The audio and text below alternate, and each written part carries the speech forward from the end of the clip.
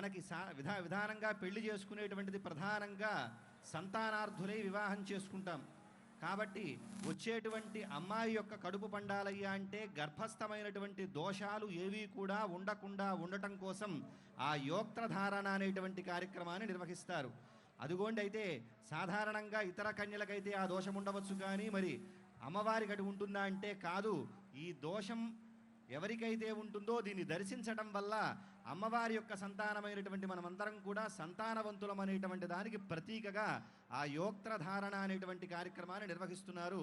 అదిగోండి, ఆ యోక్త్రాన్ని ఇప్పుడు దర్శింపజేస్తారు అందరికీ కూడా. దాన్ని అందరూ కూడా దర్శించండి. ఎవరైతే దాన్ని దర్శిస్తారో సంతానపరమైనటువంటి దోషాలుంటే అవన్నీ కూడా తొలగిపోతాయని శాస్త్రం.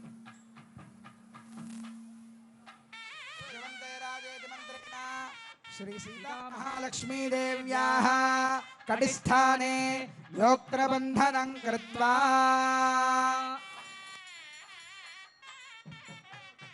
యోక్త్రధారణ త్యాగరాజ స్వామి వారు అంటారు, సీతమ్మ మాయమ్మ శ్రీరాముడు మా తండ్రి, సీతమ్మ మాయమ్మ శ్రీరాముడు మా తండ్రి, సీతమ్మ మాయమ్మ. ఆ తల్లి ఆవిడ సీతమ్మ, ఆవిడ మన తల్లి అంటారు కనుక ఆవిడకి గర్భదోషాలు ఏమిటండి అని అంటే, ఆవిడకి గర్భదోషాలు ఏముండవు.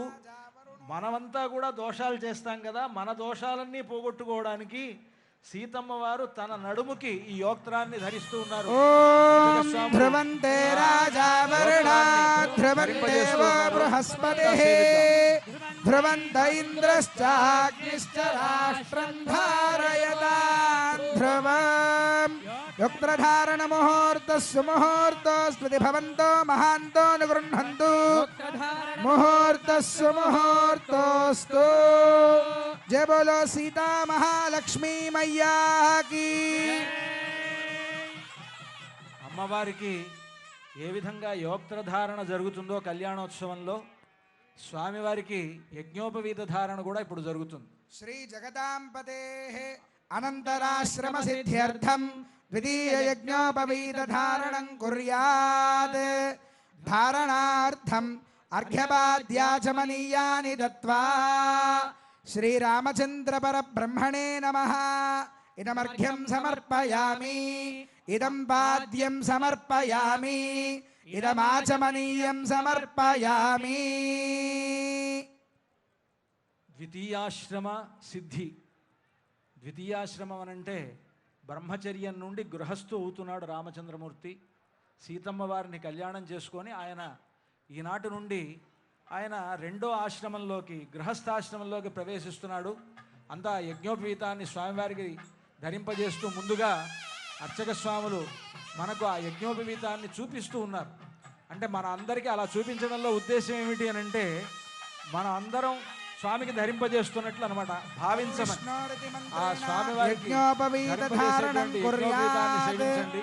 ఓం తద్విష్ణోః పరమం పదగం సదా పశ్యంతి సూరయః చక్షురాతతం తద్విప్రాసో విపన్యవో జాగృవాన్ సస్సమింధతే విష్ణోర్యత్పరమం పదం.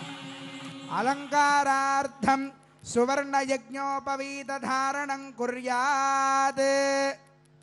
యజ్ఞోపవీతం, మామూలు యజ్ఞోపవీతం ధరింపజేసిన తర్వాత బంగారు యజ్ఞోపవీతాన్ని స్వామివారికి ధరింపజేస్తున్నారు. అంతా సేవించుకోండి. అర్చక స్వాములు మీకు దర్శింపజేస్తున్నారు ఆ యజ్ఞోపవీతాన్ని.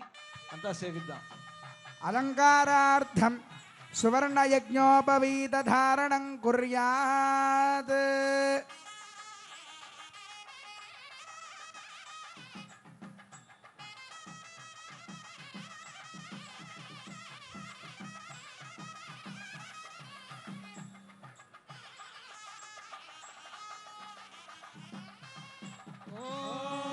యజ్ఞోపవేదం పరమం పవిత్రం ప్రజాపతేర్యత్ సహజం పురస్తాద్ ఆయుష్యమగ్ర్యం ప్రతిముంచ శుభ్రం యజ్ఞోపవీతం ఫలమస్తు తేజః సువర్ణ యజ్ఞోపవీత ధారణ ముహూర్త సుముహూర్తోస్తి భవంతో మహాంతో అనుగృహంతు ధారణ ముహూర్త సుముహూర్తోస్తు జయ బోలో రాజా రామచంద్ర భగవాన్ की